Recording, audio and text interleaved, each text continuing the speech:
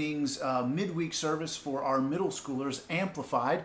I'm excited to be here with you guys tonight. Hopefully you've joined us on the live feed so that we can be talking and interacting right now. But if not, you can join us the next time. Tonight we are going to have a time of worship. We're going to have a message from the book of Mark on Jesus healing two particular people and how that all went down. So I'm excited for that message, excited for worship. But now it is time for my 5 random facts of the week. And I dug deep and I found some doozies, I think. Some that I hope you enjoy. I know that I enjoyed reading them and thought they were very interesting. So, interesting fact number 1. Did you know that Superman didn't always fly? That's right. It's crazy to think. But in the original comics, when they were there and developing Superman, he could leap buildings in a single bound, but he would have to come right back down to ground. So he would just jump up and over and land. Well, animators got tired of drawing him in the crouched positions with his knees bent. It was too difficult. So they just decided, hey, let's make him to where he can fly, and then he can just take off and fly.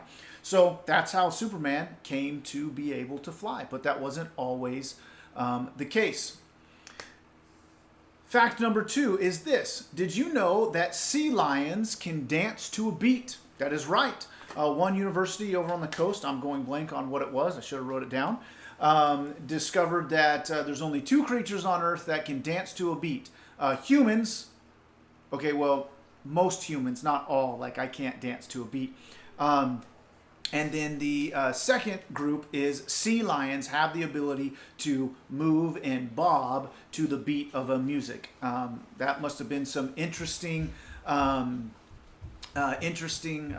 tests, but they figured that out.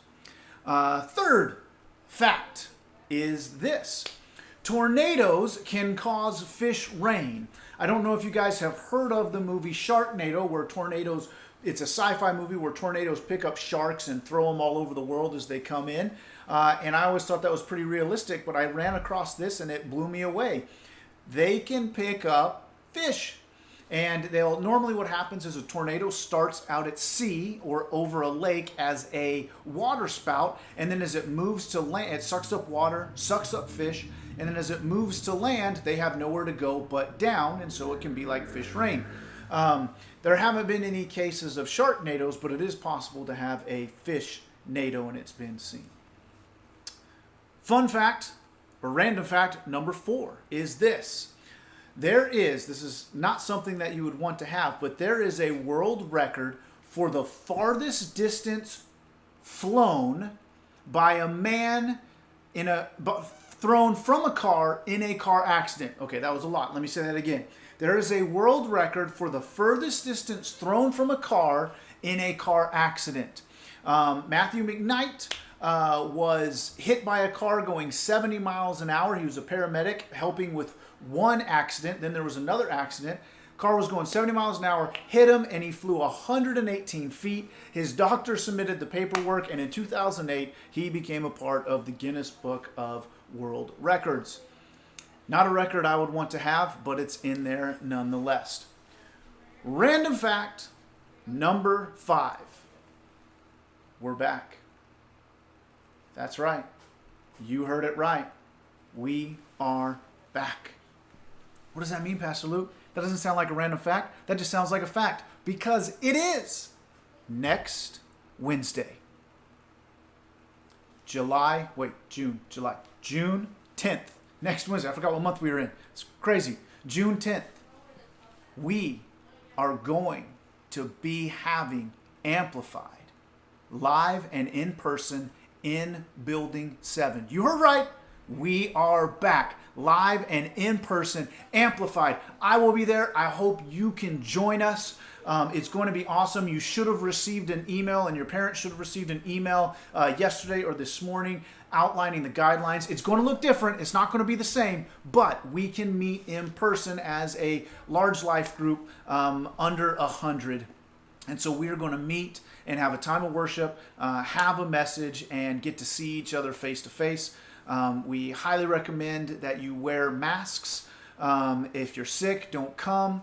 And stay tuned for the announcements later. Jack Lumber will be giving us some more details. Pay attention to Facebook as we get closer. There'll be more and more details about what's going to happen, when it's going to happen. But next week, 6 p.m., in Building 7, we will be there live. For those of you who can't make it or don't feel safe enough to leave your house, completely understand. We are going to be doing recording the service and posting it after it's over, so it'll be available. We may even do a live Zoom at the same time, record it and do a Zoom that you can be able to watch. We're still working on the details, but it's okay. Details can get worked out. We got a week to work them out, and I'm sure not all of them will be worked out by next week, but I am excited because next week we are meeting live and in person, 6 p.m., Building 7 at the Olive Drive campus. Make sure you come and join us for that. I'm excited. I hope you're excited. It's going to be awesome.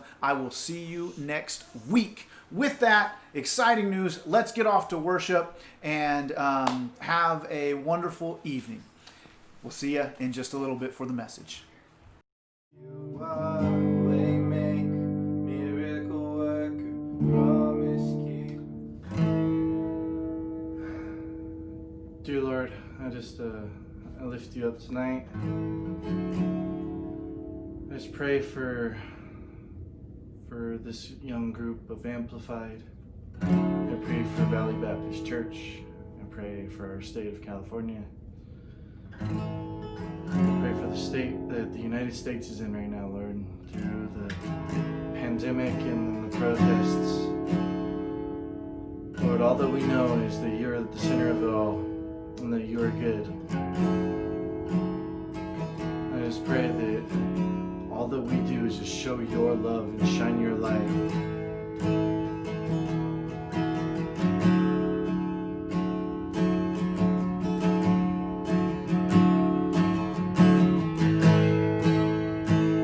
I need you to soften my heart and break me apart. I need you to open my eyes and see that you're shaping my life.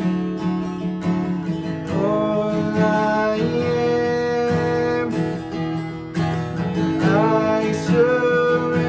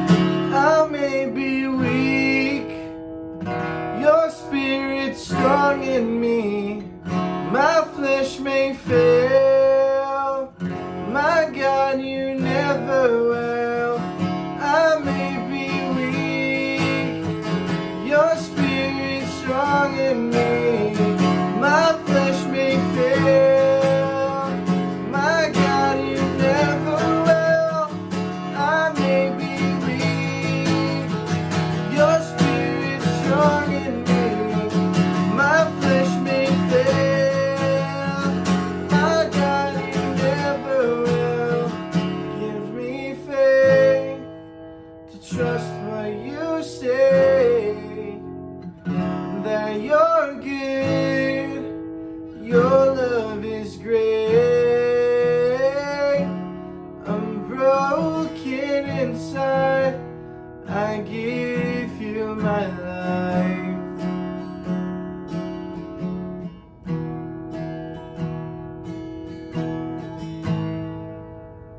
Lord, we need you. We desperately need you. Let us just show your love in all that we do, God. Let us be your example.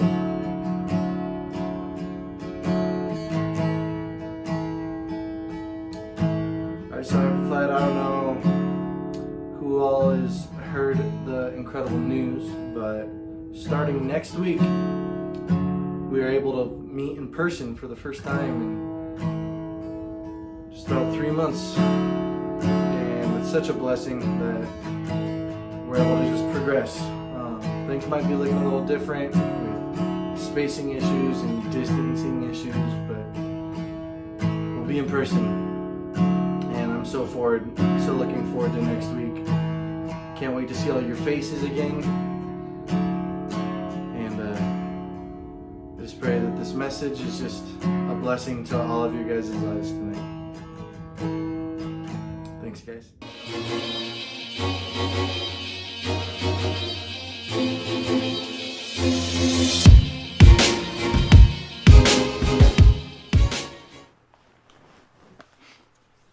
Well, good evening and welcome to the message for our midweek service here at Amplified. A lot of exciting things are going on, and I am super excited to be bringing you this message tonight, but I'll be even more excited next week when I hopefully get to see you in person. Tonight we're going to be looking at the book of Mark, chapter 5, verses 21 through 43, in a message I've entitled Jesus the Healer. And while he's healed many people in the New Testament, we are going to look at two specifically tonight. But what's interesting about these two is how they came to Jesus. And both of them were kind of in a bit of a pinch and had a tough go at it. And it kind of reminds me about two different scenarios. There's the first scenario of most of us probably have that friend that doesn't listen to anybody or anything, and he's always going out and doing wild and crazy things. You're like, dude, you need to knock that off. It's only going to end in a bad way. Hey, you need to knock that off. And you tell them over and over again, and they never listen. They never come to you. They never listen. Don't tell you anything. You have that friend, and you're like, man, this guy's going to get in so much trouble. He's almost a lost cause. But then at the last minute, they come back and they go, hey man, I need your help. I'm stuck. What do I do? And it's almost that idea of, dude, I've been telling you so long. Why in the world would I help you now? What do you think? Why do you think I would help you right now? And the truth is, that's a tough place to be in for us, because we've been warning him, and now he's coming back for our help. What do we do? Well, if we look to Jesus, as we will in just a minute, we'll see that it didn't matter to Jesus how many times he tells somebody to do something and we didn't. What mattered is when we were finally ready, Jesus will respond and he'll heal us and save us. The second scenario is as we look at all of those kids, and I had a cousin a couple years ago who had brain cancer, and we see these sick kids and we're like, man, they don't deserve it, they don't need it, and they seem to be at their wits' end, there's no hope for them. They've tried everything and it's not there, and then they go to a place like St. Jude's Hospital, a place that specializes in helping the lost, and helping the lost medical causes. And we see some of these students, not all of them, but a good majority, be healed or lives be changed because of their experience at St. Jude or other hospitals that are around, even though they send it at the end. And today, we are going to look at two people who were at the end. They had no hope. They had no earthly hope. The only hope they had was Jesus.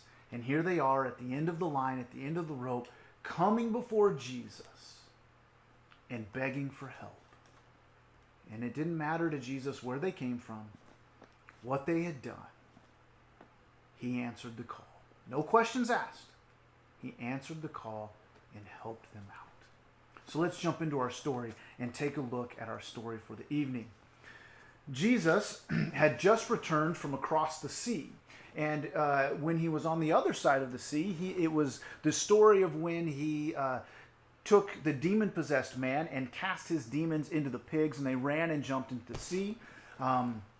The townspeople were afraid of this, and so they asked Jesus to leave, so he came back across the sea, and when he arrived, there was a group of people waiting to meet him, and they pressed up against him, and they were touching him, and they were excited to see him and to hear what he would teach.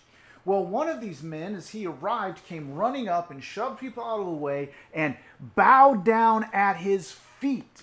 And his name was Jairus, and he was a synagogue leader. And he fell at Jesus' feet and begged him to come and save his daughter.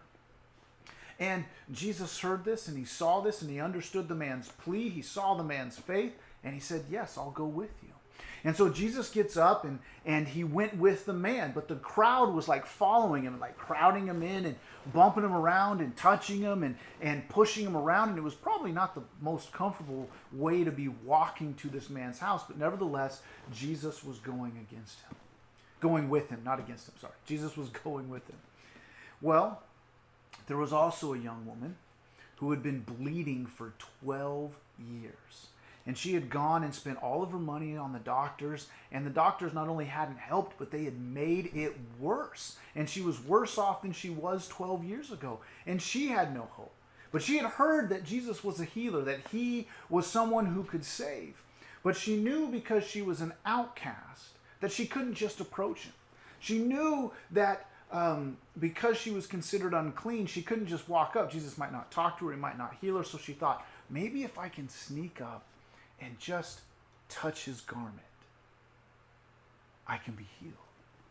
And so as all these people were crowding around Jesus, she sneaks through the people, making her way through. She finally sees Jesus. She reaches out and she just touches the hem of his robe. And immediately she stopped bleeding and she was healed. Jesus stopped the crowd as the woman kind of backed up and backed away from Jesus. And he said, "Who touched me? What's going on? Who touched me?" And his disciples looked at him and were like, "Jesus, we're trying to go save this guy, heal this guy's daughter, and everybody is touching you. What do you mean someone touched you?" And he continued on, "Who touched me?"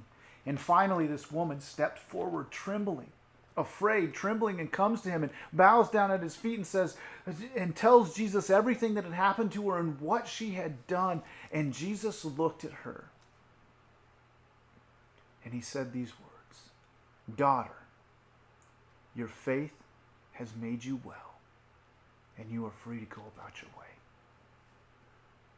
And Jesus called her out, but only so he could recognize her and let her know that she was no longer an outcast, but that she was one of his children.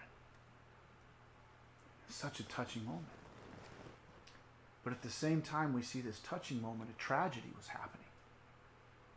And a messenger came from Jairus' house to alert him that, "Jairus, your daughter is now dead. Leave the teacher alone. There's nothing he can do."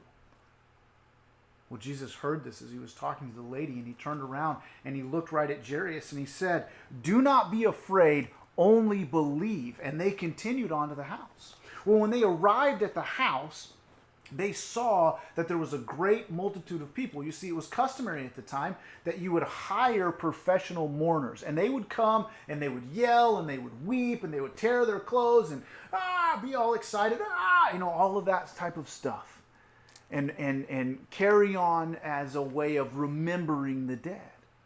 And so they approach, and Jesus goes, "Why are you guys doing this? Why are you crying? Why are you weeping? The girl is not dead. She is only asleep." And they begin laughing. Shows you how sincere they were, that they were crying one second and then laughing at Jesus the next. And Jesus kind of just shook his head and walked into the house. He removed all of those mourners and all of those people. He kicked them all out of the house. And he only allowed in the young girl's mom, her dad, Jairus, and then Peter, James, and John to come in with him. And he walked up to the girl who was laying on her bed, and he looked at her and he said, "Little girl, I'm telling you to get up." And she immediately got up. And she was not only resurrected from the dead, but she was healed from her sickness. And Jesus looked around and he said, "Get this girl some food."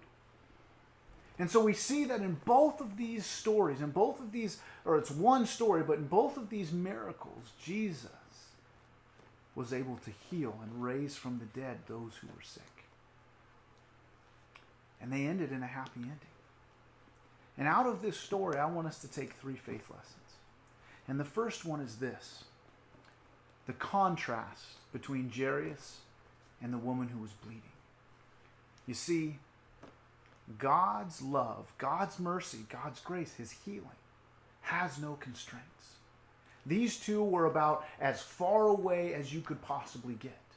Jairus was a synagogue leader. Now, this didn't mean he was a religious leader like a Pharisee or a Sadducee. What it meant is that he kind of took care of the synagogue. He kind of oversaw the cleaning and the running of the Sunday services and things like that. But it was still a prestigious position, all right? And people knew who he was. They knew that he had money. They knew that he was wealthy. And the people's opinion mattered to him. In fact, the religious leaders' opinion mattered to him because they were his bosses. And he was someone who was known, who had wealth and had prestige. And it took a lot of faith for him to come to Jesus, because all of these people, the religious leaders, they didn't like Jesus. And most of these people, while they followed him, they had their doubts. And here comes their temple caregiver, and he's coming to Jesus asking for help. How would people imagine and look at him? And Jairus, not only was he wealthy, not only was he in a place of prestige and was well known, but he had had 12 wonderful years with his daughter. And until the last few months when she became ill, everything seemed to be going great. But this woman, on the other hand, we don't even know her name. She was a nobody. She was considered a social outcast because when you bled, you were considered unclean. And because she had been bleeding constantly for 12 years, she could not become clean. So she was considered an outcast, because if she touched somebody else, they would become unclean, and that was the last thing that people wanted. So she was pushed out of society, looked down upon. No one cared about her or knew who she was, other than when she came, they would like cross over to the other side of the street and be like, "You stay over there, we're going to walk over here." She was poor because she had spent all of her money on doctors, and the doctors hadn't helped her at all. In fact, they had made her worse. And instead of 12 years of happiness like Jairus had with his daughter, she had 12 years of misery because of her condition. But here's the cool thing. Despite where they came from, both ends of the spectrum, a privileged upper class religious or a temple leader versus an unclean outcast of a woman with no name, they ended up at the same place. They ended up at the feet of Jesus, begging for his healing. And you know what? It didn't matter to Jesus. He answered. He healed them because they had faith. And that brings us to our second faith lesson of the evening. What size of faith do we need? Like most stories, not like most stories, like all of the stories we've looked at tonight, from the friend who comes running back at the end, to the children who go to St. Jude's, to Jairus, to this woman, they are all at the end of their rope. But when they came to Jesus, they came with faith. And the woman, she intrigues me the most, because she had a simple yet profound faith. She'd only heard of what Jesus had done. She probably hadn't seen anything because she didn't go anywhere near him. She didn't go anywhere where she could see him because she remained unclean and kind of was kept outside of the normal social places to go. But she had no hope. And so she decided that she would go to Jesus. She didn't even know if he would heal her. She was an outcast. How could she approach this great rabbi, this great teacher? He's probably not even going to talk to me, much less heal me. So she devised this plan. Maybe if I can just sneak up on him and just touch me, just touching him will heal me. Just touching his clothes will heal me. And even though her faith was small, even though it was itty-bitty and she didn't have much hope, she still had faith. And because of that, she was healed. And that reminds me of a famous verse. Probably a lot of you have heard it, but it's about the mustard seed, right? Matthew chapter 17 and Matthew chapter 17 verse 20 and Luke chapter 17 verse 6 say, if you have the faith of a mustard seed, you can move a mountain. If you have the faith of a mustard seed, you can move a tree out to the middle of the sea. The smallest of faith can move it.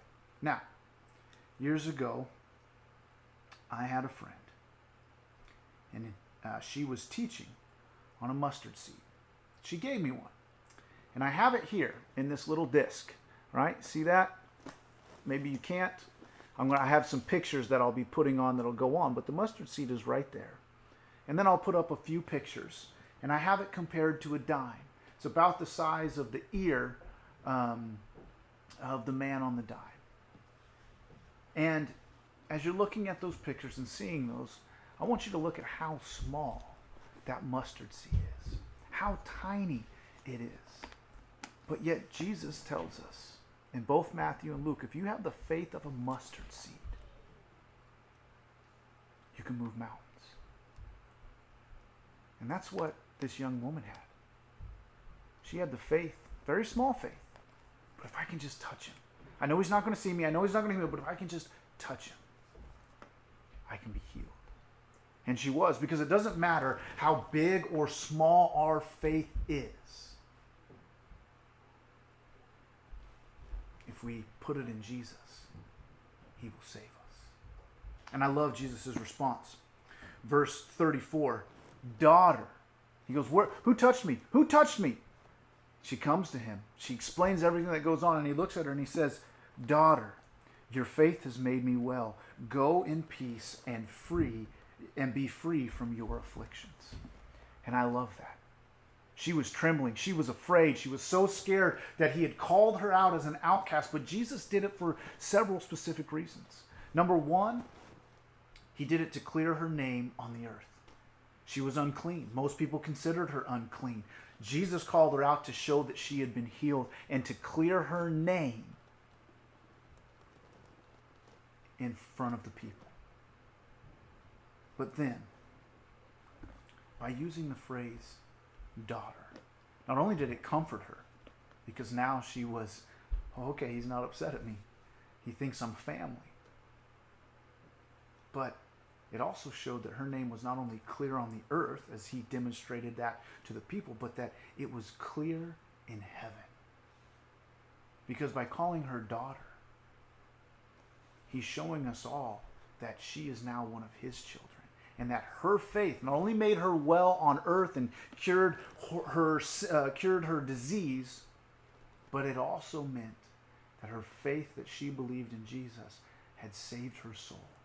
And she was now a child of God. And I think that's so awesome. Because the truth is, not all of us have the same faith. Some of us have a lot of faith in Jesus. Some of us barely have any. Some of us doubt God more than we trust in him. But as long as we trust in him, Jesus will respond. No matter how small, no matter how big your faith may be. We can rest in the fact that there is hope in that faith. There is hope in the fact that when we put our faith in Jesus, no matter what we've done, no matter where we've came from, no matter how many doubts we have, There's hope in the faith of Jesus. And that brings us to our third and final faith lesson of the evening. The hope of faith. Jairus and the disciples of Jesus were probably upset when Jesus stopped to talk to the woman. They were on their way to heal this girl, and as we talked about earlier, he healed her, but in the process, the daughter passed away. And it cost Jairus Jesus' delay. And Jairus was probably a little downhearted, and doubt had begun to set in. But Jesus looked at him and he gave him calming words. Do not be afraid, only believe. You see, Jesus wants us to trust him because he is our hope. And a lot of times he is our last hope, our only hope. Not a lot of times, he is our only hope. And he wants us to trust in him. Even though it seems like the end for us, that everything is ending, Jesus will reward our faith in the end. You see, when we look at Jairus, he came to Jesus in faith that he could heal his daughter. But the truth is, he probably went on a roller coaster of emotions and a roller coaster of faith. His daughter's sick and she's dying. He hears of Jesus and his faith skyrockets as he takes off and he runs to Jesus and he says, please, bows down at his feet, please come and rescue my daughter. And Jesus says, yes, I bet he skyrocketed. Then Jesus stopped and his faith kind of maybe, whoa, what's going on here? And it kind of paused. Then he learned of his daughter's death, and then the messengers come to him and go, don't bother the teacher, there's nothing he can do. And it dips down again. And then it goes back up, and when Jesus looks at him and says, do not be afraid, only believe. And he continues to believe. Then they get to the house, they see the mourners laugh at Jesus when he says she's only sleeping, and I'm sure that his faith dropped again and doubt set in. But here's the thing that happened. Regardless of how up and down his faith went, he still had faith. Sometimes it was big, sometimes it was small, but as we learned, it didn't matter. As long as his faith never disappeared, his hope was in Jesus. And his hope was in the faith that Jesus would save his daughter. Jesus reassured him, and he reassures us all the time. Do not fear, only believe. Why are you making this commotion and weeping? The child is not dead, she is only asleep. And Jesus gave him some hope. And his faith grew stronger. The earthly hope for his daughter seemed to be gone. She had died and things were over.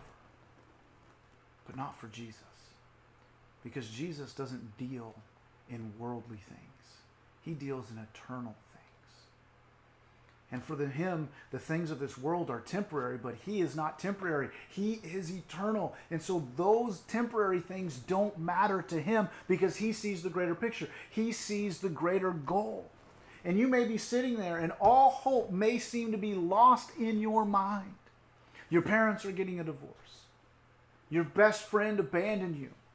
You haven't seen anybody in 3 months and you're going crazy and you're depressed and you don't have any hope. You're being bullied at school. You're being made fun of. Whatever it may be, it may seem that there's no hope and that this world is empty. And the truth is this world is empty. But our hope is to not be placed in this world or the things of this world, but it is to be placed in Jesus. Because he gives us the hope that not only can he heal us, not only can he fix our temporary, but he has a plan that is eternal. And that there is coming a time when we will be healed and our bodies will be taken up and we will be given a new body with no pain, with no suffering, with no hurt, and we will live with him in his eternal kingdom. All may be lost today. All may be lost tomorrow. But we have hope in Jesus. And if we place our faith in him, he is just to forgive us and to provide us with hope the hope of a new life, the hope of being healed one day, the hope of living with Him eternally. It is by our faith that we died with Christ, and because of that we will rise with Christ in His second coming. And I can't wait for that time. When you feel that there is no hope, when you feel that you are at your very end, reach out. Trust Him. Do not fear. Only believe. And it doesn't matter how big or how small your faith may be. Even if it's as small as a mustard seed, He will answer your call. That's all He's waiting for, a mustard seed. That's all He's waiting for, is a mustard seed of faith. And He can move mountains in your life. So the question is, will you trust Him? Will you put your fear behind you? And will you believe in Him? If that's you tonight, I'm going to give you that opportunity. And I'm going to say a prayer here in just a second. And I want you to repeat that prayer after me in your own mind, out loud, or in your heart. And the prayer's not mystical. The prayer isn't what saves you, but it acknowledges the fact that you want to ask Jesus into your heart. And it is that relationship, that heart-to-heart conversation that you have with God that changes your life. The woman, she just touched Jesus, and her faith was enough to save her. It's not the words, it's what's in here. It's what's in your heart. So if that's you tonight, you're at the end of your rope, you've lost all hope, and you want to have the hope and put your faith in Jesus, repeat this prayer after me. Let's pray. Dear Lord Jesus, I know that I'm a sinner, and I'm asking you to come into my life, to forgive me of my sins, and to be the Lord of my life. In your name we pray. Amen. Guys, if you prayed that prayer, and this was the first time you prayed that prayer in your life, I want you to put in the comments, Pastor Luke, I prayed that prayer. I gave my life to Christ. I put my faith in Him. And I'll check the comments, and I will see it, and I will get in touch with you, and we will celebrate this decision for you to follow Christ. Guys, I hope that you enjoyed this message tonight. I hope you've enjoyed the service. I hope that you will join us tomorrow at 10. Stay tuned for the announcements that are coming up from the Red Couch. And I will see you next week, live and in person from Building 7 on the Olive Drive campus. I cannot wait, and I'm excited for that to happen. We'll see you then. Have a good day. God bless.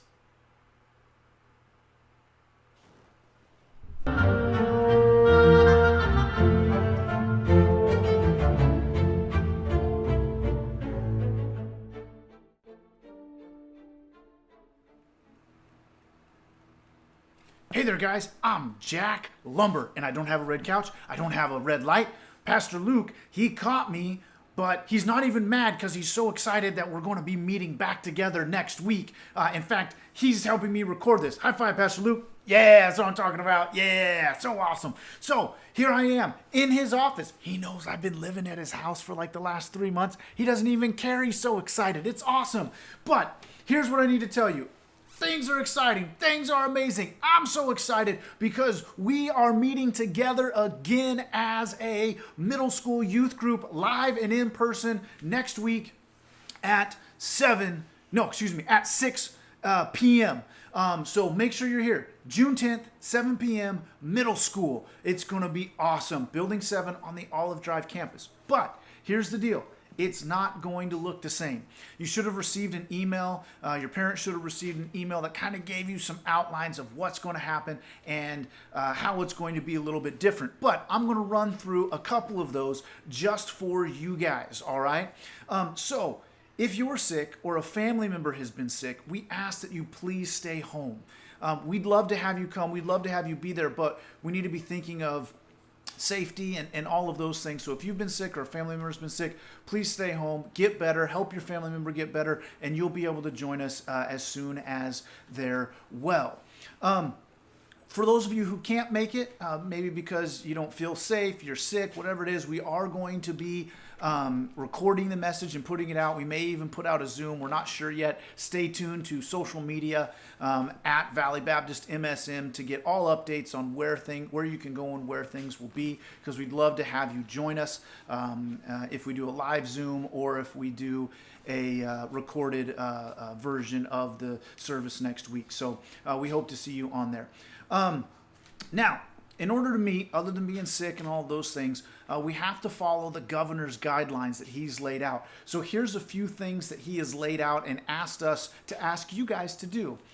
Number one is wash your hands for 20 seconds before you come. We'd appreciate that. We'll have some the stuff that you put on your hands, antibacterial stuff that you can use as well. But please wash your hands for 20 seconds before you come. Please bring a face mask as we're walking around and interacting, just to be safe for other people's health and things like that. Once you're seated and you're social distance apart, you can take that mask off. But as we walk around, please be courteous to others that are there. We're going to try to maintain social distancing between everybody. Obviously, as we're walking in and out, that might get all jumbled up, but the goal is to stay 6 feet apart, where we can still fellowship. So no high fives, no hugs. If you have a sibling, come with them. And sit with them if you can. That way we can get as many people in within our limit that we can. But come and join us. It's going to be awesome. Unfortunately, you probably won't be able to sit next to your friends. I know that's bum news, but hey, we get to meet. So let's get excited for that. If you have to sneeze into that elbow. Protect those around you. We won't be serving food or drinks like we normally do. Normally have a snack bar with candy, sodas. We won't be having that available just to protect everybody. So if you think you need water, make sure you bring it from home. If you're going to need something to drink, bring it from home. All of those types of things. All right. So those, I think, are the big things that are there. Oh, we are going to take temperatures as you come in. We've got people that are trained and non-touch thermometers. So we'll probably be taking your temperatures just to make sure. But I think that's all the big things. But here's the biggest news. We get to meet in person next week. Yes, we have to jump through hoops, but I'll gladly jump through these hoops so that we can meet in person. I think it's awesome. I hope you will agree. I hope to see you next week. Listen, if you or your parents have any questions, concerns, thoughts, anything, please email Pastor Luke or call Pastor Luke, get a hold of him and let him know. He's thought of a lot of things. They've gone through a lot of things. They've gone over and over all of different possible things. So he may have an answer to your question, or you may bring up a question he hasn't even thought of, or the staff hasn't thought of that we need to think of and we can go over. So please feel free to contact him at any time with any questions, concerns, anything. We want to do this safely, but we want to also be back together and serve one another and fellowship together in person. I know he's excited. Yeah, another high five. Love it. Know he's excited. I'm excited for you guys, and I hope that you guys are getting excited. So, they'll see you next week in person. Thanks for joining us. Oh, I forgot. Tomorrow, 10 a.m., Zoom meeting. Come and join us on the Zoom meeting. It's going to be down here on the bottom of the screen somewhere is our Zoom information. So write that down. Pause the video if you need to. Write that down. Join us at 10 a.m. tomorrow. It's going to be awesome. Can't wait to see you. So, thanks for joining us tonight. This is the way. Things are, well, not going back to normal yet, but we are going to be meeting. So this is the way. Have a great night.